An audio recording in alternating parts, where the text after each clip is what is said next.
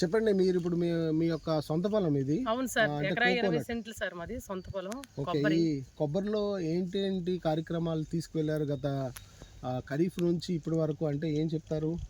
గత ఖరీఫ్ నుంచి అంటే మేము ఆగస్టులో ఈ ఎకరా 20 సెంట్లో 35 కేజీల వరకు నవధాన్యాలు వేయించాను సార్. ఈ నవధాన్యాలు వేయడం వల్ల ఏంటంటే మనకి భూమిలో సత్తు బాగా పెరిగింది, సారం.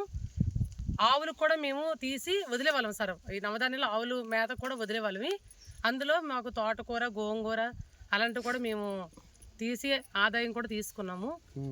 ఇది మనకి ఆగస్టులో వేసిన తర్వాత మేము సెప్టెంబర్లో అయిపోయాక అక్టోబర్ ఫస్ట్ వీక్లో మనకి ఏంటంటే ఈ ఎకరా 20 సెంట్లో మేము ఒక 10 రకాలు ప్యాచ్ల వైజ్గా విత్తనాలు వేయడం జరిగింది సార్.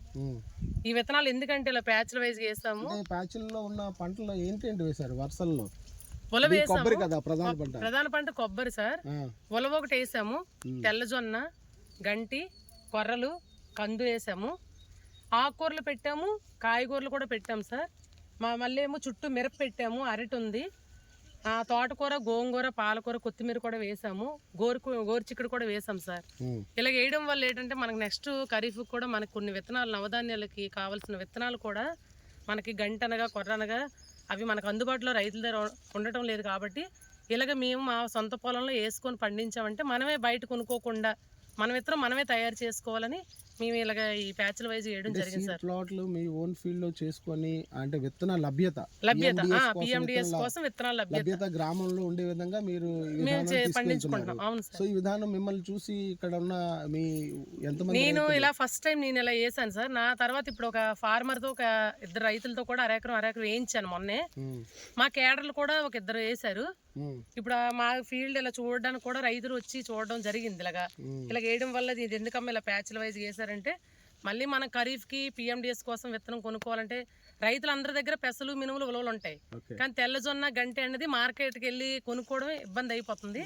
ఇలా వేయడం వల్ల మన విత్తనం మనమే తయారు చేసుకోవాలనే ఉద్దేశంతో వేయించాం సార్. సో ఈ విధానంలో అంటే నేలని కప్పడంలో 365 రోజులు కూడా భూమిని కప్పి ఉంచడం వల్ల, వాళ్ళు విత్తనాలు కూడా వేయడం వల్ల భూమిలో సూక్ష్మజీవులు, మేము ఇప్పటి వరకు కూడా జీవామృతాలు 2 టైమ్స్ వేసాను. నవధాన్యాలు వేయడం కూడా మా దాంట్లో కలుపులు వేస్తారు. మెయిన్ మా పంటలో ఇక కలుపు కూడా ఎక్కడ వచ్చిన రైతు కూడా ఉలవలో అందరికీ కలుపు కనిపిస్తుంది, మా దాంట్లో కలుపు లేదు.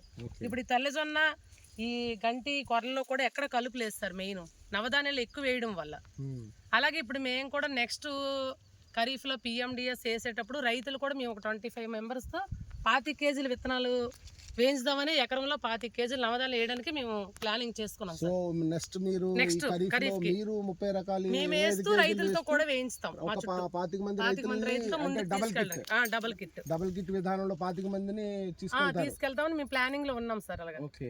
సో ఈ డబుల్ కిట్ వల్ల ఏంటి లాభం మీరు గ్రహించారు ఎఫ్ఎంటీగా గ్రహించింది అంటే ముందు కలుపు నివారణ సార్. ఒకటి మనం 30 రకాలు వేయడం వల్ల అంటే భూమిలోని సూక్ష్మజీవులు బాగా అభివృద్ధి చెందడం, రైతుకి ఏంటంటే ఆదాయం కూడా ఎక్కువ రకాల విత్తనాలు వేయడం వల్ల కూడా ఎక్కువ ఆదాయం కూడా తీసుకోవడానికి అవుతుంది సార్. దానివల్ల మొన్న మేము వేసిన నవధాన్యత మా చుట్టూ ఉన్న రైతులు కూడా చూసి ఆశ్చర్యపోయారు.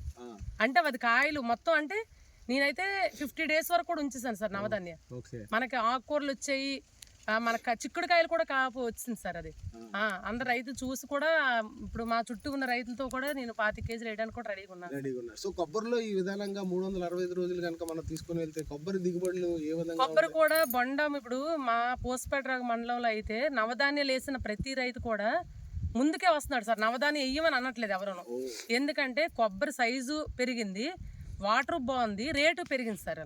దిగుబడి బాగా వస్తుంది కొబ్బరి. దానివల్ల మేము ఈ నవధాన్యం వేయండి అనకపోవడమే తప్పు. మాది రైతే ముందుకు వస్తున్నాడు నవధాన్యాల కోసం. మీకు ధన్యవాదాలమ్మా. Thank you sir.